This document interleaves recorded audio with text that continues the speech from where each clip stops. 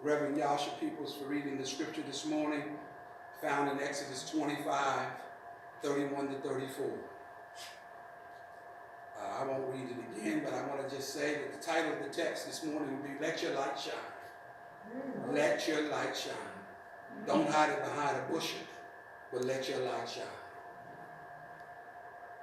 Everlasting Father, again we come standing in the shoes of John behind the desk of time. Asking you, God, to allow your Holy Spirit to speak, that these your people would hear more of you and less of me. Hide me behind the cross under the drippings of your blood. Stop my stammering tongue, that I can speak with simplicity, clarity, and with power. It's in the name of Christ we pray and say amen. Amen. Let your light shine. Church, within the sacred scriptures, there's an unmistakable quest for the presence of light as opposed to darkness. One only has to open the Bible to discover that God's creation is also about the God of light. Indeed, the God who called the world into being did so when the earth was out form and void and darkness was upon the face of the deep. And when God said, let there be light, there was light. In a dark world, in a world of darkness, God brought light. In a world that was clothed in the garment of dark shadows and gloom, God brought light.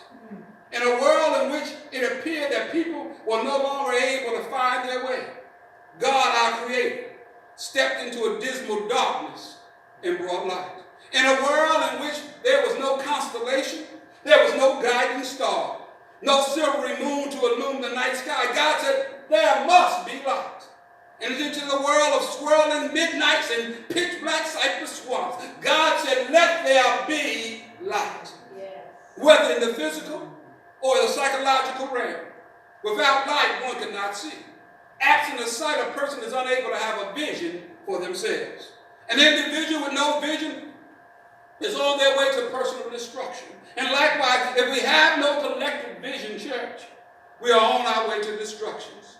Because Solomon said in the book of Proverbs, where there's no vision, the people will perish. And without light and without vision, not only are we individually and collectively headed for destruction, we are also unaware of the possibilities that lie ahead of us. Put it another way, church, if we live in darkness and have become comfortable with the reality of that darkness, and if we believe that darkness is which we live will be resisted or opposed, we miss the open doors that God has opened for us. If there's no light, we will continue to live with what Howard Thurman called errors of the mind, which make for bad judgments when things seem to be distorted, twisted, or warped. Church, it is in the darkness that great suffering exists. It is in the darkness that men and women stand helpless in the presence of their own suffering, in the presence of their own anguish, in the presence of their own needs, when they cannot meet because they're walking in darkness. And church, if we have no light and if we have no vision, we will continue to stumble and we will continue to stagger in the darkness. No one will need to be a stumbling block in our path, because every encounter we have will be a stumbling block. Church, without an individual or collective sense of vision, not only is destruction unavoidable, not only will we miss the opportunity and experience of greater stumbling blocks. Church, we also must recognize if and when God shows up in the midst of our circumstances, because we will have no appreciation for his presence. And that is why God thought it best on the morning of creation. God stepped out from behind the curtain of nowhere onto the platform of nothing and spoke to a world into existence. Let there be light. Yeah. The reason God came forth from nowhere is because there wasn't anywhere for him to come from. And coming from nowhere, he stood on nothing. And the reason he stood on nothing was because there was nothing which to stand. Then, the standing on nothing, he took the hammer of his own wheel and struck the anvil of the omnipotence, and sparks flew everywhere. He caught those sparks on the tips of his fingers and flung them into space and decorated the heavens and the stars. Isn't that beautiful? Isn't that a beautiful display of what our God did? And then he took time to make us. The concepts of vision and light, church, can be found in both the Old and the New Testament. Light and vision in the Old Testament says, from the ash pot, Job suggested that there was something wrong with his eyesight, and that even perhaps God had participated in his blindness. Job said he hideth himself. I cannot see him. David went on to say David had been in enough deep valleys and narrow places to know that only the necessity of both light and sight, but also its source. For David said, the Lord is my light and my salvation. Yes. Whom shall I fear? David also discovered that God was a lamp unto his feet and a light unto his pathway. Yes. Consider the light in the New Testament, church. Everywhere you turn, you'll see that Jesus was concerned about light and sight.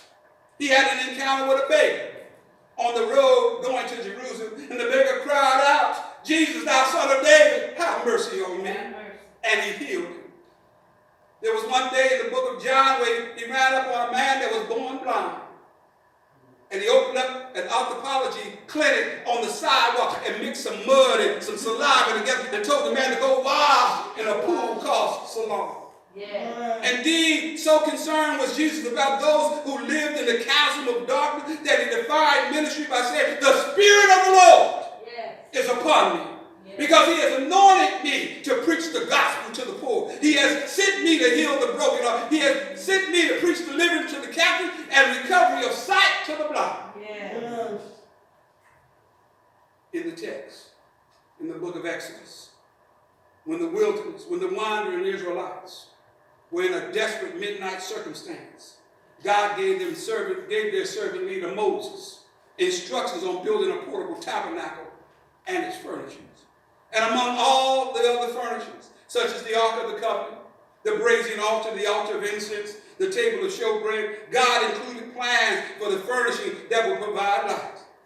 And thou shalt make a candlestick of pure gold. Of beaten works shall the candlestick be made. Its shafts and its branches, its bowls, its snops, and its flowers shall be of the same.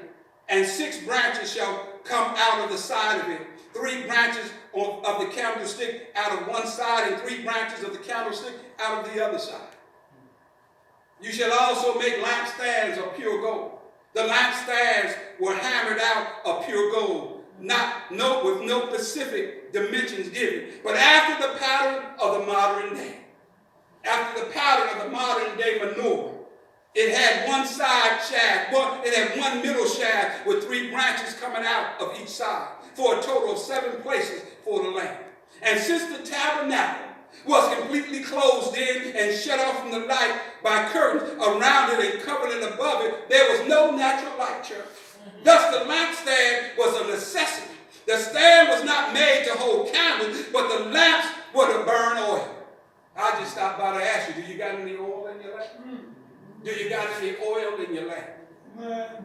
Significantly, the Old Testament lampstands is mirrored in the New Testament. And in the opening of the book of Revelation, John records that one of the first things he saw in his vision of heaven was lampstands. I turned and I see the voice that spoke with me.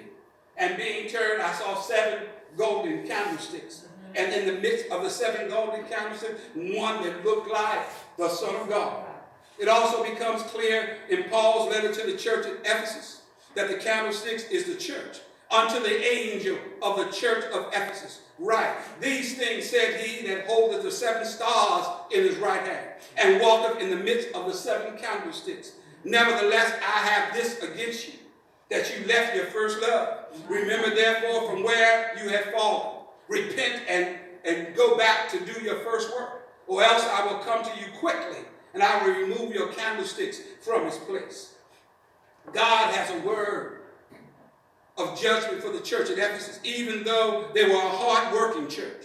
They had a solid ministry and they had solid programs, and they kept themselves from false doctrine and false prophets. But according to John, They were a church that had labored and had not fainted. In a manner of speaking, they were a church that would not quit. But nevertheless, the church looked good on the outside, but had something wrong on the inside. They had forsaken their first love. They knew how to be pious, but they had lost their passion. They looked like a church of light, but were in fact walking in darkness. They looked good on paper, and when sitting in the pew, they looked good in the financial report, and when dressed up on Sunday morning, but God was not pleased with their hearts. If the church is a lampstand, it's responsible for facilitating illumination. If it cannot do so, it lives in darkness and has no vision. Whenever the church finds itself without light, without vision, it loses its right to be called a church, and its lampstands are removed. The Lord's instruction in Exodus 25 and 31, and thou shalt make a candlestick of pure gold. God wants a candlestick of pure gold. Understand that the stick or the stand does not contain the light, but it's the instrument that displays the light. It is a platform for the lamp. This distinction is significant, church, because candles and lamps function quite differently. A candle burns by consuming itself. Once a candle is lit, it will burn until it burns out. Any candles in here? A lamp, on the other hand, burns by consuming continuous supply of oil from another source. God doesn't need candles in times like these. God needs some lamps. And I just stopped by to ask somebody, is anybody up in here got any oil in their lamp? Because the time is going to come where the bridegroom will sound, the angel will sound the trumpet, and the bridegroom will have his reward in his hand, and he's looking for those who got oil in their lamps. You can't run and get oil at that time. You got to have oil in your lamp. You got to daily continue to fill your lamp, that your light will so shine, and that men will see your good works and glorify your Father in heaven. I know when storms come, we get candles, we get flashlights, we get batteries, we get all those little necessities in our survival kit. But what we really need is oil in our lamps. What we really need is oil in our lamps. In these last and evil days, we need more oil in our lamps. Is anybody here got any extra oil? Is anybody here got sufficient oil in your lamp? Amen, amen, amen. Recognizing the purpose of the lamp stand is important. The lampstand held the lamp so that the priest could minister in the tabernacle. It allowed the priest to be seen by the worshipers as they came through the door. Let me say that again. The purpose of the lampstand was to hold the lamp so that someone could be seen when the worshipers came through the door. Do we got any lamp here? Do we got any lamps in here? Do we got any oil in the lamps? So when somebody comes through the door, can they see their way? Help me, somebody. That's why I said, let your light shine that men will see your good work and glorify your Father in heaven. If somebody's in darkness, they need to see some light in you. Is anybody in here a lighthouse? Is anybody here a lighthouse? I'm not talking about walking around with a light bulb. I'm talking about a light radiant in your heart. Yes. I'm talking about a light in you that don't burn out. Amen. The lampstand's purpose was to hold the lamp so that those who had just dropped off their baggage at the door would be able to see the light when they came through. When I come to your house, can I see the light? Help me, somebody. See if I step on your toes, you may holler, ouch! Because that's what it's about in these last and evil days. There's so many people walking around in darkness. When you see all the craziness going on through the internet, when you see all the overtaking of various systems within the world, and then people say you got to pay them back millions of dollars to get your systems back. That's darkness. And see, you can't see it, it just shows up. Those people are infiltrating those systems. We don't know who they are, we just know they're somewhere in the world. And they're so far away you can't even touch them. But they're infiltrating your systems.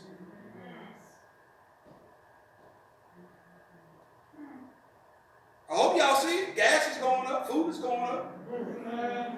They're infiltrated. The enemy is at work. The enemy is on his job.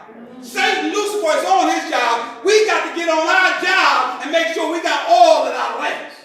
That when God calls, we're ready to go.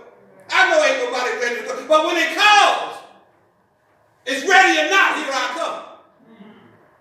It ain't throw your finger up, I'll be ready in a minute. No, ready or not, here I come.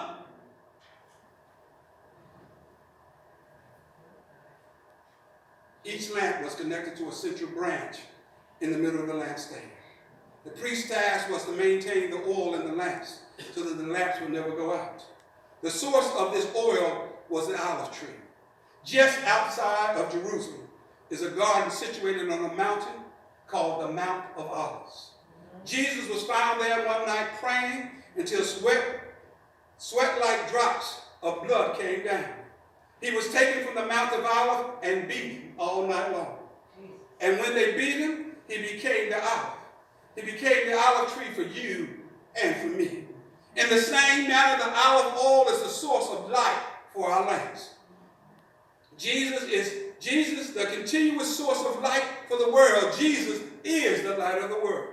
Yes. John said, in the beginning was the Word, and the Word was with God, and the Word was God. Yes. And the same was in the beginning with God. Yes. All things were made by him, and without him was nothing made that was made. In him was life, and the life was the light of the men, and the light that shineth in darkness, and darkness comprehended not.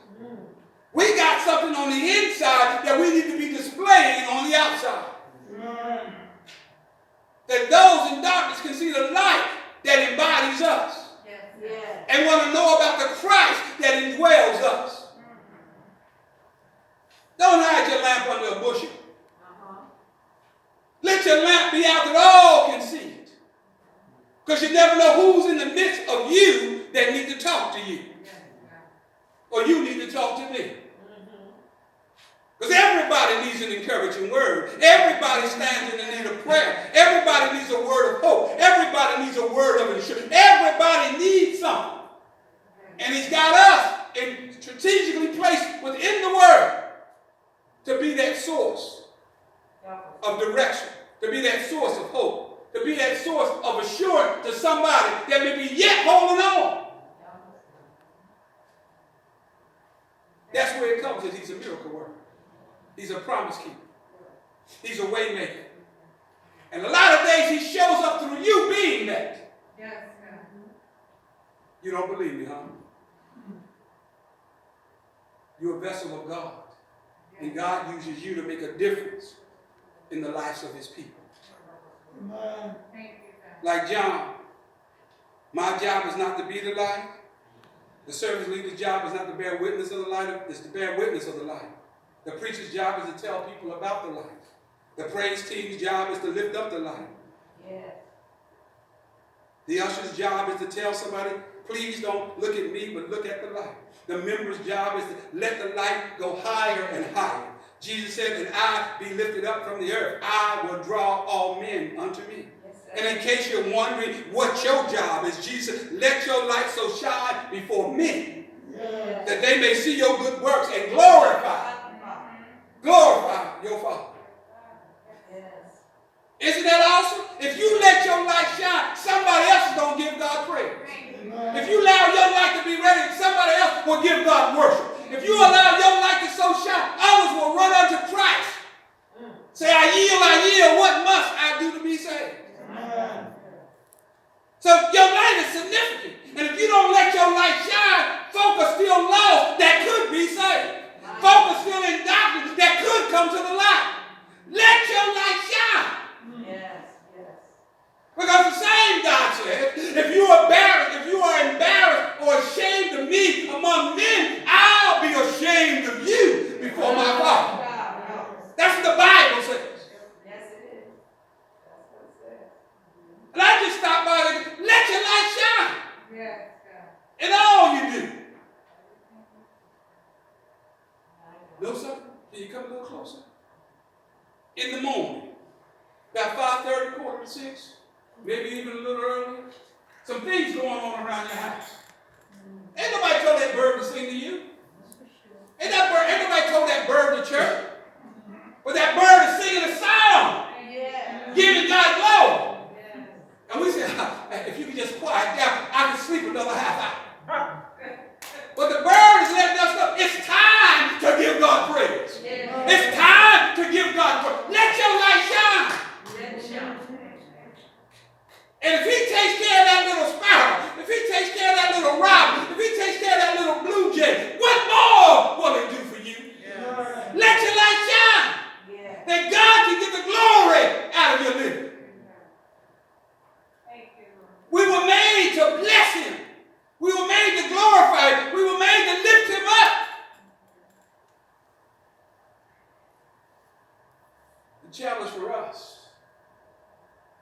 is we got to let our light shine from the rising of the sun unto the going down of the same.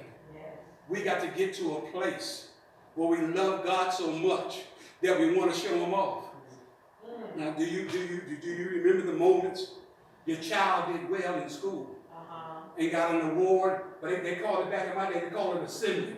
And you go to an auditorium at the assembly, and then they give out different awards or graduation. And you're so proud, and you're telling everybody, look at what my baby accomplished. Look at what my son accomplished. Look at what my daughter accomplished. Am I right about it? When the last time you told somebody about Jesus? When the last time you told somebody that he's a way maker?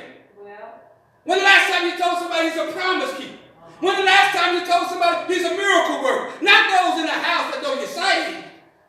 But I'm talking about the mailman. I'm talking about the milkman. I'm talking about at ShopRite. I'm talking about at Stop and Shop. I'm talking about at A&P. I'm talking about at Costco. I'm talking about at BJ's.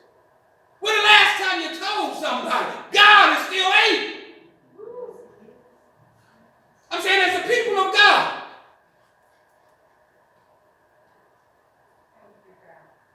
And when somebody sees something on you, or you driving, or you got at the house, they said how nice that is. Tell God made a way for that. That wasn't because of my goodness, it's because of God's grace that he allowed me to have that.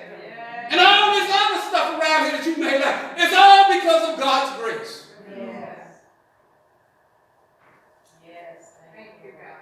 Just getting to church to talk about God, not just in church.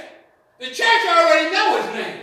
But those who live on your block, those who at the beauty parlor, those who at the barber don't know his name. Are you with me?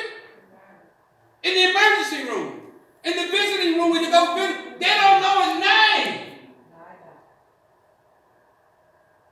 And when you see people here, that's a miracle. God made a way. God turned bad into good. What the devil thought was for evil, God turned it into good. Because Susie and Mary were just so sick, it didn't look like they was going to make it. But God